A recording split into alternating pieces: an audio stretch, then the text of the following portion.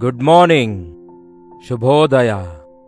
ದೇವರ ವಾಕ್ಯ ಧ್ಯಾನಿಸುವುದಕ್ಕಾಗಿ ಪ್ರತಿದಿನ ಈ ಅನುದಿನದ ಧ್ಯಾನ ಬೆಳಿಗ್ಗೆ 7 ಗಂಟೆಗೆಲ್ಲ ಯೂಟ್ಯೂಬ್ನಲ್ಲಿ ಪ್ರಸಾರ ಮಾಡ್ತಿದ್ದೇವೆ.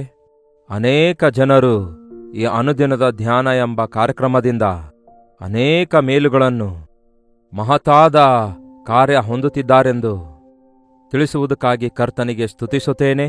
ಈ ಸೋಷಿಯಲ್ ಮೀಡಿಯಾದ ಮೂಲಕ ಪ್ರತಿದಿನ ಉದಯದಲ್ಲಿ ದೇವರ ವಾಕ್ಯ ನಿಮಗೆ ತರುತ್ತಿದ್ದೇವೆ. ವೀಕ್ಷಿಸಿರಿ, ವಿಶ್ವಾಸ ಇಡಿರಿ. ದೇವರು ನಮ್ಮ ಸಂಗಡ ಮಾತಾಡುತ್ತಾರೆ. ಈ ದಿನಕ್ಕೆ ಬೇಕಾದ ಶಕ್ತಿ ಬಲವನ್ನು ನಾನು ಹೊಂದಿಕೊಳ್ಳುತ್ತೇನೆ. ಜೀವ ಆಹಾರವಾಗಿರುವ, ಪರಲೋಕ ಮನ್ನವಾಗಿರುವ ದೇವರ ಮಾತುಗಳು ನಮಗೆ ಜೀವ ಕೊಡುತ್ತವೆ, ಆತ್ಮಿಕ ಬಲ ಕೊಡುತ್ತವೆ. ಬನ್ನಿ ಪ್ರಾರ್ಥಿಸೋಣ. ಪರಿಶುದ್ಧ ದೇವರೇ, ನಿಮಗೆ ವಂದನೆಗಳು. ಮತ್ತೊಂದು ಸಾರಿ ದೇವರೇ, ನಿಮ್ಮ ಸನ್ನಿಧಿಯಲ್ಲಿ ನಿಮ್ಮ ನಾಮದಲ್ಲಿ ಕೂಡಿ ಬಂದ ನಮ್ಮೆಲ್ಲರಿಗೂ ನಿಮ್ಮ ಮಾತುಗಳನ್ನು ದಯಪಾಲಿಸಿರಿ. ನಾವು ಹೇಗೆ ಬದುಕಬೇಕೆಂದು, ಹೇಗೆ ಇರಬೇಕೆಂದು, ಹೇಗೆ ಪ್ರಾರ್ಥಿಸಬೇಕೆಂದು, ಹೇಗೆ ಜೀವಿಸಬೇಕೆಂದು, ಹೇಗೆ ನಮ್ಮ ಹೃದಯ ಶುದ್ಧಿಯನ್ನು ಕಾಪಾಡಿಕೊಳ್ಳಬೇಕೆಂದು, ಹೇಗೆ ಈ ಲೋಕದಲ್ಲಿ ದೇವರೇ ಪಾರಿವಾಳದ ಹಾಗೆ ನಿಷ್ಕಪಟಿಗಳಾಗಿ, ಸರ್ಪದ ಹಾಗೆ ವಿವೇಕವುಳ್ಳವರಾಗಿ ಹೇಗೆ ಬದುಕಬೇಕೆಂಬುದನ್ನು ನಿಮ್ಮ ಜೀವವುಳ್ಳ ವಾಕ್ಯದಿಂದ ನಾವು ಕಲಿತುಕೊಳ್ಳುವ ಹಾಗೆ ಸಹಾಯ ಮಾಡಿರೆಂದು ಕ್ರಿಸ್ತನ ನಾಮದಲ್ಲಿ ಬೇಡುತ್ತೇನೆ ತಂದೆಯೇ, ಆಮೇನ್. ಹೌದು ಪ್ರಿಯರೇ, ಜೀವಿತ ಎನ್ನುವುದು ಹೂವಿನ ದಾರಿಯಲ್ಲ. ಜೀವಿತ ಅನ್ನುವುದು ಜಾರುವ ಬಂಡೆಯಂತೆ ಅಲ್ಲ. ಜೀವಿತ ಹೋರಾಟವೇ. ಮುಖ್ಯವಾಗಿ ಯೇಸುವನ್ನು ಅರಿತುಕೊಂಡ ನಂತರ ನಮಗೆ ಮತ್ತಷ್ಟು ಹೆಚ್ಚು ಹೋರಾಟ ಇರುತ್ತವೆ. ಈ ಲೋಕದ ಮನುಷ್ಯರೆಲ್ಲ ಪ್ರವಾಹ ಕೊಚ್ಕೊಂಡು ಹೋಗುವ ಕಡೆಗೆ ಹೋಗುವಂಥವರಾಗಿರ್ತಾರೆ. ಆದರೆ ಯೇಸುವನ್ನು ಅರಿತವರು ಆ ಪ್ರವಾಹಕ್ಕೆ ಎದುರು ಹೋಗುತ್ತಾರೆ. ವಿಶಾಲವಾದ ಮಾರ್ಗದಲ್ಲಿ ನಡೆಯುವವರು ಅನೇಕರು, ಅದು ಅವರನ್ನು ನಾಶನ ಮಾರ್ಗಕ್ಕೆ ನಡೆಸುತ್ತದೆ. ಇಕ್ಕಟ್ಟಾದ ಮಾರ್ಗದಲ್ಲಿ ಹೋಗುವವರು ಕೆಲವರೇ. ನೀವು ಅದರೊಳಗಡೆ ಹೋಗುವ ಹಾಗೆ ಹೋರಾಡಿರಿ ಎಂದು ದೇವರ ವಾಕ್ಯ ಹೇಳ್ತದೆ. ಒಂದು ಮೀನು ನೀರಿನ ಜೊತೆಗೆ ಕೊಚ್ಕೊಂಡು ಹೋಗುವುದಾದರೆ ಅದು ಸತ್ತಿದೆ ಎಂಬುದಾಗಿ ಅದರ ಅರ್ಥ. ನೀರಿಗೆ ಎದುರಾಗಿ ಹೋಗುತ್ತೆ ಸಜೀವವಾಗಿರುವ ಮೀನು. ಬೇಕಾದರೆ ನೀವು ನೋಡಿ, ನೀರಿನ ಪ್ರವಾಹದಲ್ಲಿ ಕೊಚ್ಕೊಂಡು ಹೋಗೋದು ಸತ್ತಿರುವ ಮೀನು. ಎಲ್ಲರೊಂದಿಗೆ ಸೇರಿ ಎಲ್ಲವನ್ನೂ ಒಪ್ಪಂದ ಮಾಡಿಕೊಳ್ಳುವವರಾಗಿ ನಾವಿರೋದಾದರೆ ಆಧ್ಯಾತ್ಮಿಕವಾಗಿ ಸತ್ತವರಿಗೆ ಸಮಾನವಾಗಿರುತ್ತೇವೆ. ಆಧ್ಯಾತ್ಮಿಕ ಜೀವಿತವನ್ನು ಪ್ರಾರಂಭಿಸಿದ ನಾವು ಮರಣದವರೆಗೂ ನಂಬಿಗಸ್ತರಾಗಿರಬೇಕೆಂಬುದು ದೇವರ ಆಸೆ. ಅದಕ್ಕೆ ಈ ಲೋಕದಲ್ಲಿ ನಾವು ಜೀವಿಸುತ್ತಿರುವಾಗ ದೇವರ ಸಹಾಯ ಕೋರಿಕೊಳ್ಳಬೇಕು, ದೇವರ ಸನ್ನಿಧಿಯನ್ನು ಪ್ರೀತಿಸಬೇಕು, ದೇವರ ವಾಕ್ಯಾನುಸಾರವಾಗಿ ಜೀವಿಸಬೇಕು. ದೇವರೊಂದಿಗೆ ನಾವು ಕಮ್ಯುನಿಕೇಟ್ ಮಾಡುವುದಕ್ಕಾಗಿ ಸೆಲ್ಫೋನ್ ಬೇಕಾಗಲ್ಲ, ಟೆಲಿಫೋನ್ ಬೇಕಾಗಲ್ಲ, ವೈರ್ಲೆಸ್ ಬೇಕಾಗಲ್ಲ, ಇಂಟರ್ನೆಟ್ ಬೇಕಾಗಲ್ಲ, ಏನು ಬೇಕಾಗಲ್ಲ. ಇಲ್ಲಿ ಪ್ರಾರ್ಥಿಸುವುದಾದರೆ ಅಲ್ಲಿ ಕೇಳಿಸುವ ಹಾಗೆ ನಮ್ಮ ಪ್ರಾರ್ಥನೆಯನ್ನು ದೇವರು ಅಂಗೀಕರಿಸುತ್ತಾರೆ. ಯಾವಾಗ ಅನ್ನುವಾಗ, ನಾನು ಪ್ರಾರ್ಥನೆ ಮಾಡ್ತಿದ್ರೂ ದೇವರು ಕೇಳ್ತಾ ಇಲ್ಲ ಎಂದು ನೀವು ಹೇಳಬಹುದು. ಹೌದು, ಪ್ರಾರ್ಥಿಸುವವರು ಬಹಳಷ್ಟು ಜನ ಇದ್ದಾರೆ. ಆದರೆ ಹೃದಯ ಶುದ್ಧಿ ಇಲ್ಲದೆ ಪ್ರಾರ್ಥಿಸುವುದಾದರೆ ಅದು ದೇವರ ಬಳಿಗೆ ಹೇಗೆ ಸೇರುತ್ತದೆ? ನಾನು ನನ್ನ ಹೃದಯದಲ್ಲಿ ಪಾಪದ ವಿಷಯದಲ್ಲಿ ಲಕ್ಷ್ಯ ಬಿಡುವುದಾದರೆ ಯೆಹೋವನು ನಮ್ಮ ಮೊರೆಯನ್ನು ಕೇಳುವುದಿಲ್ಲ. ನಮ್ಮ ಅಂತರಂಗವನ್ನು ಸಿದ್ಧಪಡಿಸಿಕೊಳ್ಳಲಾರದೆ, ನಮ್ಮ ಅಂತರಂಗದಲ್ಲಿ ನಂಬಿಕೆಯನ್ನು ಇಟ್ಟಿಕೊಳ್ಳಲಾರದೆ ನಾವು ಮಾಡುವ ಪ್ರಾರ್ಥನೆಗಳು ದೇವರ ಸನ್ನಿಧಿಗೆ ಸೇರುವುದಿಲ್ಲ. ಅದಕ್ಕಾಗಿಯೇ ಕೆಲವೊಂದು ಸಾರಿ ನಾವು ದೇವರಿಂದ ದೂರವಾದಾಗ, ನಮ್ಮ ಮನಸ್ಸಿನಲ್ಲಿ ಗಲಿಬಿಲಿ ಮಾಡಿಕೊಂಡಾಗ ವಿಶೇಷವಾದ ಪ್ರಾರ್ಥನೆ ಅಗತ್ಯವಿರುತ್ತೆ. ಈ ದಿನ ಶುಕ್ರವಾರವಲ್ಲವೋ? ಪ್ರತಿ ಶುಕ್ರವಾರ ನಮ್ಮ ಚರ್ಚ್ನಲ್ಲಿ ಉಪವಾಸ ಪ್ರಾರ್ಥನೆ ಇರುತ್ತೆ. ನಿಮ್ಮ ಚರ್ಚಲ್ಲಿ ಕೂಡ ಇದ್ದಿರುತ್ತೆ ಎಂದು ನಂಬುತ್ತೇನೆ. ಕೆಲವರು ಶನಿವಾರ ಮಾಡ್ತಾರೆ, ಬುಧವಾರ ಮಾಡ್ತಾರೆ. ಇನ್ನು ಕೆಲವರು ಉಪವಾಸ ಪ್ರಾರ್ಥನೆಯೇ ಬೇಡ ಅನ್ನುತ್ತಾರೆ. ಉಪವಾಸ ಪ್ರಾರ್ಥನೆ ಅವಶ್ಯಕವಾಗಿ ಬೇಕು. ಉಪವಾಸ ಪ್ರಾರ್ಥನೆಯ ಶಕ್ತಿಯ ರಹಸ್ಯ ಎಂಬ ಚಿಕ್ಕ ಪುಸ್ತಕ ಬರೆದಿದ್ದೇನೆ. ಕೆಲವರು ಈಗಾಗಲೇ ಪಡ್ಕೊಂಡಿದ್ದೀರಿ.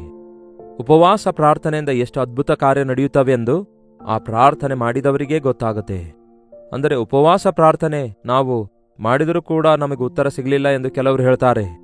ಅಂತಹ ಅನುಮಾನಗಳಿಗೆ ನಮಗೆ ಒಂದು ವೇಳೆ ಬಿಡುಗಡೆ ಮತ್ತು ಉತ್ತರ ದೊರಕಬೇಕಾದರೆ ಯೆಶಾಯನ ಪುಸ್ತಕ 58ನೇ ಅಧ್ಯಾಯ ನೀವು ಓದಲೇಬೇಕು. ಯೆಶಾಯನ ಪುಸ್ತಕ 58ನೇ ಅಧ್ಯಾಯ 3ನೇ ವಚನ ಹೇಳುತ್ತೆ, ನಾವು ಉಪವಾಸವಿದ್ದೇವೆ, ನೀನು ಏಕೆ ಕಟಾಕ್ಷಿಸುವುದಿಲ್ಲ? ನಮ್ಮ ಆತ್ಮವು ಕುಂದಿಸಿಕೊಂಡಿದ್ದೇವೆ, ನೀನು ಗಮನಿಸುವುದೇಕೆ ಎಂದು ಅಂದುಕೊಳ್ಳುತ್ತಾರೆ. ನಾವು ಉಪವಾಸವಿರುತ್ತಾ ಇರುವುದರಿಂದ ನೀವು ನೋಡಿರಿ, ನಮ್ಮ ಪ್ರಾಣವನ್ನು ಆಯಾಸಗೊಳಿಸಿಕೊಳ್ಳುತ್ತಿದ್ದೇವೆ. ನೋಡಿ ಪ್ರಿಯರೇ, ನಮ್ಮನ್ನು ನಾವು ಬಾಧೆಪಡಿಸಿಕೊಳ್ಳಬೇಕೆಂದು ದೇವರು ಹೇಳ್ತಾ ಇಲ್ಲ. ನೋಡಿರಿ, ನಾವು ಉಪವಾಸವಿರುವಾಗ ಅಥವಾ ಊಟ ಬಿಡುವಾಗ ದೇವರು ನೋಡಿ ಸಂತೋಷಿಸುವುದಿಲ್ಲ. ಚಿಕ್ಕ ಮಕ್ಕಳೇನಾದರೂ ಹಸಿವೆಯಿಂದಿರುವಾಗ ತಾಯಿ ಹೇಗಿರ್ತಾಳೆ ಹೇಳಿ? ಮಕ್ಕಳು ಊಟ ಮಾಡಿಲ್ಲ ಅಂದ್ರೆ, ಅಯ್ಯೋ ಮಗು ಊಟ ಮಾಡಿಲ್ಲ ಎಂದು ಎಷ್ಟು ಬಾಧೆ ಪಡ್ತಾಳಲ್ಲವೇ? ದೇವರು ಕೂಡ ನಮಗೆಷ್ಟೋ ಪ್ರೀತಿಸಿದವರಾಗಿದ್ದಾರೆ. ನಾವು ಊಟ ಮಾಡಲಾರದಕ್ಕಾಗಿ ನಮ್ಮನ್ನು ನಾವು ಬಾಧೆ ಪಡಿಸಿಕೊಂಡಿದ್ದಕ್ಕಾಗಿ ದೇವರು ನಮ್ಮ ಪ್ರಾರ್ಥನೆ ಕೇಳ್ತಾರೆ ಅಂದುಕೊಳ್ತೀರಾ? ನಾವು ಉಪವಾಸವಿರುವುದು ದೇವರನ್ನು ಸಂತೋಷಪಡಿಸುವುದಕ್ಕಾಗಿ ಅಂದುಕೊಳ್ತೀರಾ?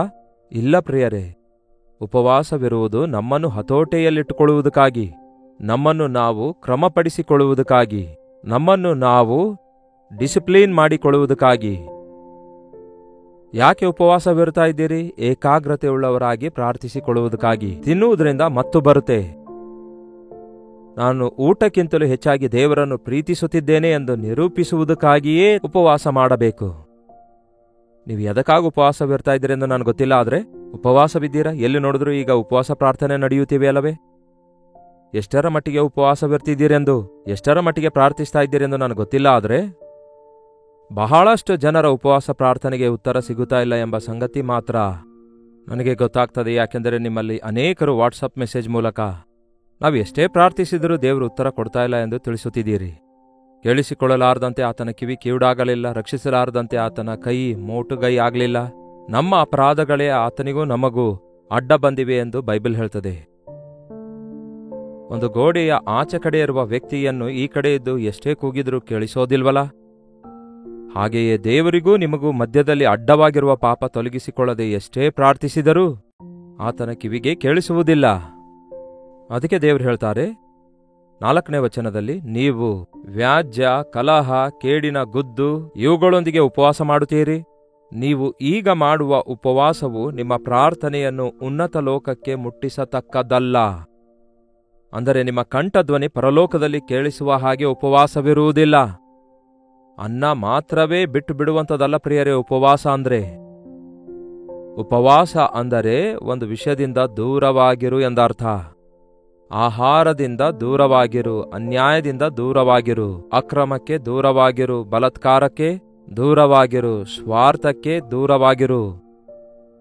ನಿಮಗಿಷ್ಟಕರವಾಗಿರುವ, ನಿಮಗೆ ಪ್ರಿಯವಾಗಿರುವ ಪ್ರತಿಯೊಂದರಿಂದ ದೂರವಾಗಿರುವಂಥದ್ದೇ ಉಪವಾಸ ಆಗಿದೆ. ನೀವು ಉಪವಾಸ ಅಂತ ಹೇಳಿ ದಿನವಿಡೀ ಸೆಲ್ಫೋನ್ ಹಿಡ್ಕೊಂಡು ಕೂತ್ಕೊಂಡ್ರೆ ಹಾಗೆ ಉಪವಾಸ ಇರೋದ್ರಿಂದ ಏನು ಪ್ರಯೋಜನ?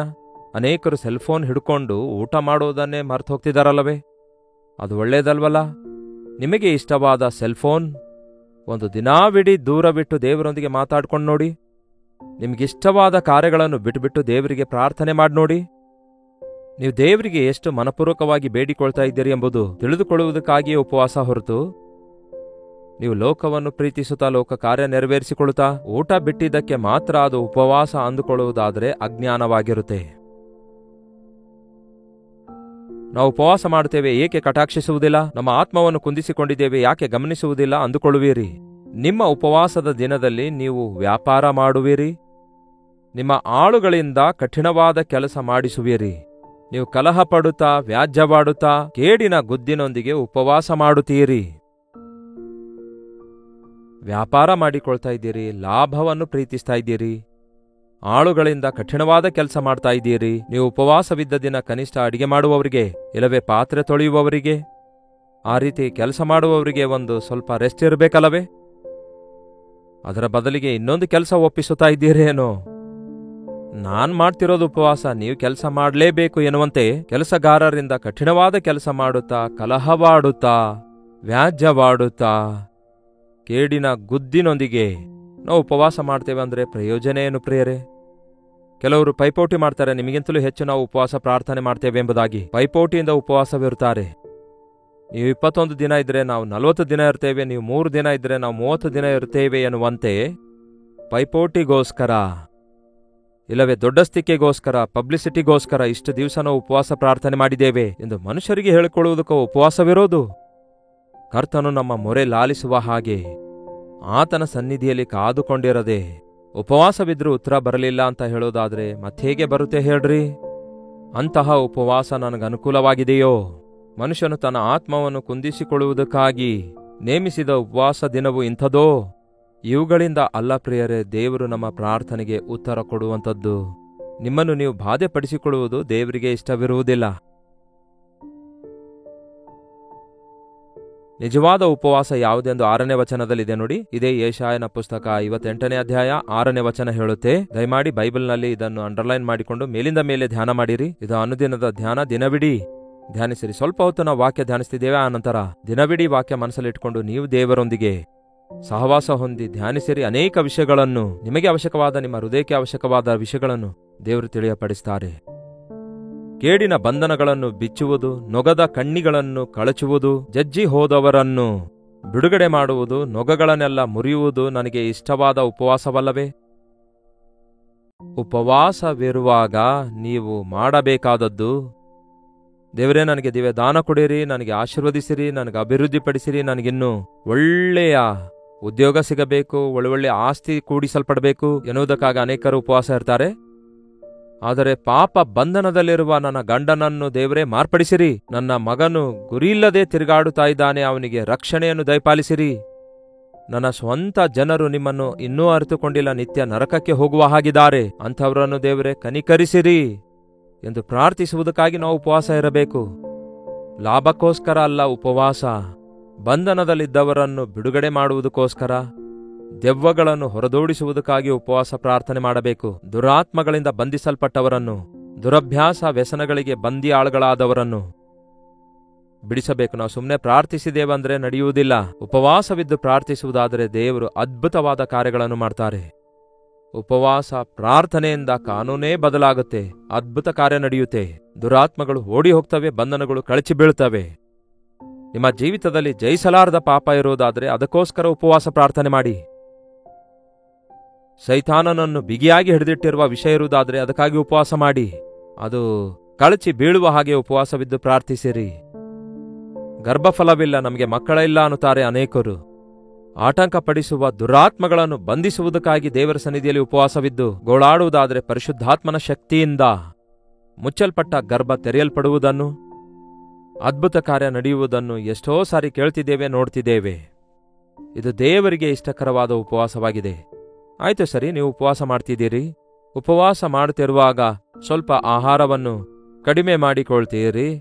ಕೆಲವರು ಅದಕ್ಕೆ ಉಪವಾಸ ಇರ್ತಾರಂತೆ, ಖರ್ಚು ಕಡಿಮೆ ಮಾಡಿಕೊಳ್ಳುವುದಕ್ಕಾಗಿ ಉಪವಾಸ. ಏನಂತೆ, ಒಂದು ಹೊತ್ತು ಊಟ ಬಿಟ್ಟರೆ ಒಂದು ಸ್ವಲ್ಪ ದುಡ್ಡು ಉಳಿತಾಯ ಮಾಡ್ಬೋದು ಅಂದ್ಕೊಳ್ತಾರೆ. ಆ ರೀತಿ ಯೋಚಿಸಿ ಬೆಳಗ್ಗೆ ಮಾತ್ರವೇ ಊಟ ಮಾಡ್ತಾರೆ, ಮಧ್ಯಾಹ್ನ ರಾತ್ರಿ ಉಪವಾಸ ಮಾಡ್ತೇನೆ ಅನ್ನುತ್ತಾರೆ.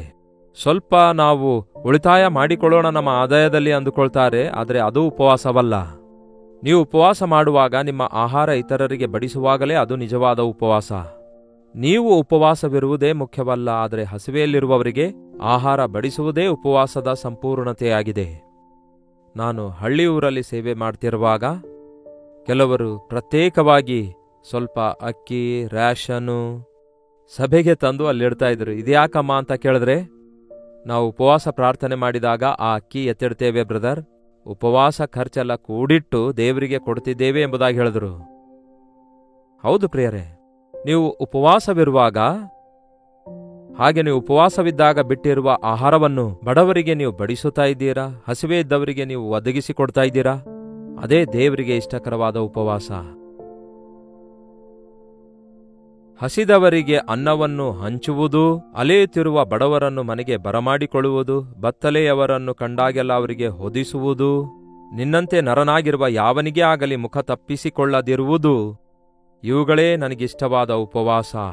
ನಾವು ಉಪವಾಸವಿರುವಾಗ ನನಗೆ ಬೇಡ, ಇದನ್ನು ನಿಮಗೆ ಕೊಡ್ತೇನೆ ಅನ್ನುವುದೇ ಉಪವಾಸ. ಬಡವರಿಗಾಗಲಿ, ರಕ್ತ ಸಂಬಂಧಿಕರಿಗಾಗಲಿ, ಸ್ವಂತವರಿಗೂ ಕೂಡ ಈ ದಿನ ಯಾರು ಸಹಾಯ ಮಾಡ್ತಿಲ್ಲ. ಸ್ವಂತ ಬಂಧುಗಳು ಬಾಧೆಯಲ್ಲಿರುವಾಗ ನನಗ್ಯಾಕೆ ಬೇಕು ಎನ್ನುವಂತೆ ನಾವು ಇರ್ತಿದ್ದೇವಲ್ಲವೇ? ನೀವು ಮಾಡುವ ಸುದೀರ್ಘ ಪ್ರಾರ್ಥನೆ ಯಾರು ಕೇಳ್ತಾರೆ? ನಿಮ್ಮ ಪ್ರೀತಿ, ನಿಮ್ಮ ಪ್ರಾರ್ಥನೆ ನಿಮ್ಮ ಜೀವಿತದಲ್ಲಿ ಅದರ ಪ್ರತಿಫಲ ಕಾಣದಿದ್ದರೆ, ಪ್ರೀತಿ ಕನಿಕರ ತೋರಿಸದಿದ್ದರೆ ಏನು ಪ್ರಯೋಜನ? ಯಾವುದು ದೇವರಿಗೆ ಇಷ್ಟವಾದ ಉಪವಾಸ ನೋಡಿ. ಯಾವಾಗ ನಾವು ಉಪವಾಸವನ್ನು ಶ್ರದ್ಧೆಯಿಂದ, ನಿಷ್ಠೆಯಿಂದ ಉಪವಾಸ ಪ್ರಾರ್ಥನೆ ಮಾಡ್ತೇವೋ, ಛಲದಿಂದ ಮಾಡುತ್ತೇವೋ, ಎಡಬಿಡದೆ ಮಾಡುತ್ತೇವೋ, ನಾವು ಉಪವಾಸ ದಿನವನ್ನು ಘನಪಡಿಸುವ ಹಾಗೆ ದೇವರು ನಮಗೆ ಉತ್ತರಿಸುತ್ತಾರೆ.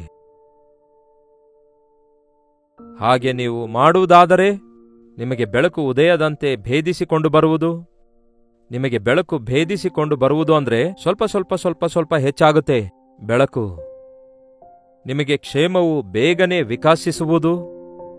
ನೀವು ಇನ್ನೊಬ್ಬರಿಗಾಗಿ ಪ್ರಾರ್ಥಿಸಿದಾಗ ನಿಮಗೆ ಸ್ವಸ್ಥತೆ ಉಂಟಾಗ್ತದೆ. ಯೋಬನು ತನ್ನ ಸ್ವಂತ ಸ್ನೇಹಿತರಿಗೋಸ್ಕರ ಪ್ರಾರ್ಥಿಸಿದಾಗ 2 ಪಟ್ಟು ಆಶೀರ್ವಾದ ಹೊಂದಿಕೊಂಡ.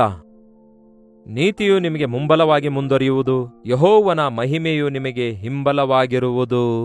ಆಗ ನೀವು ಕೂಗಿದರೆ ಯೆಹೋವನು ಉತ್ತರ ಕೊಡುವನು, ನೀವು ಮೊರೆಯಿಟ್ಟು ಕರೆದರೆ ಇಗೋ ಇದ್ದೇನೆ ಅನ್ನುವನು. ಉಪವಾಸ ಪ್ರಾರ್ಥನೆ ನಮ್ಮನ್ನು ದೇವರ ನಿಕಟತೆಗೆ ತರುತ್ತೆ. ಉಪವಾಸ ಪ್ರಾರ್ಥನೆ ನಮ್ಮನ್ನು ಅತ್ಯಧಿಕವಾದ ಆಶೀರ್ವಾದದೊಳಗೆ ನಡೆಸುತ್ತದೆ, ನಿಮಗೆ ಬಿಡುಗಡೆ ಉಂಟುಮಾಡುತ್ತದೆ, ಸ್ವಸ್ಥತೆ ಉಂಟುಮಾಡುತ್ತದೆ ಎಂದು ಗುರುತಿಸಿ ಉಪವಾಸವನ್ನು ನಿರ್ಲಕ್ಷ್ಯ ಮಾಡಬಾರದು. ಉಪವಾಸವನ್ನು ಇಷ್ಟ ಬಂದಂತೆ ಮಾಡಬಾರದು. ಉಪವಾಸ ಪ್ರಾರ್ಥನೆಯಲ್ಲಿ ಪ್ರತ್ಯೇಕಪಡಿಸಿಕೊಂಡು ಕರ್ತನ ಸನ್ನಿಧಿಯಲ್ಲಿ ನಮ್ಮ ಸ್ಥಿತಿಯನ್ನು ಗ್ರಹಿಸಿಕೊಳ್ಳುವುದಕ್ಕೂ ಇತರರಿಗಾಗಿ ವಿಜ್ಞಾಪನೆ ಮಾಡಲು ಉಪಯೋಗಿಸಿಕೊಳ್ಳೋಣ. ಪ್ರಾರ್ಥನೆ. ಪರಿಶುದ್ಧ ದೇವರೇ, ಪ್ರೀತಿಯುಳ್ಳ ತಂದೆಯೇ, ಉಪವಾಸ ಪ್ರಾರ್ಥನೆ ಹೇಗೆ ಮಾಡಬೇಕೆಂಬುದು ಮತ್ತಷ್ಟು ಹೆಚ್ಚು ನಾವು ಕಲಿತುಕೊಳ್ಳುವ ಹಾಗೆ ಸಹಾಯ ಮಾಡಿರಿ. ಕೇವಲ ಆಹಾರ ಬಿಡುವ ವಿಷಯದಲ್ಲಿ ಮಾತ್ರವಲ್ಲ, ನಿಮಗೆ ಇಷ್ಟಕರವಾಗಿ ನಮ್ಮ ಕಂಠ ಧ್ವನಿ ನಿಮ್ಮ ಸನ್ನಿಧಿಯಲ್ಲಿ ಕೇಳುವ ಹಾಗೆ ನಾವು ಉಪವಾಸವಿರುವುದನ್ನು ನಮಗೆ ಕಲಿಸಿಕೊಡಿರಿ.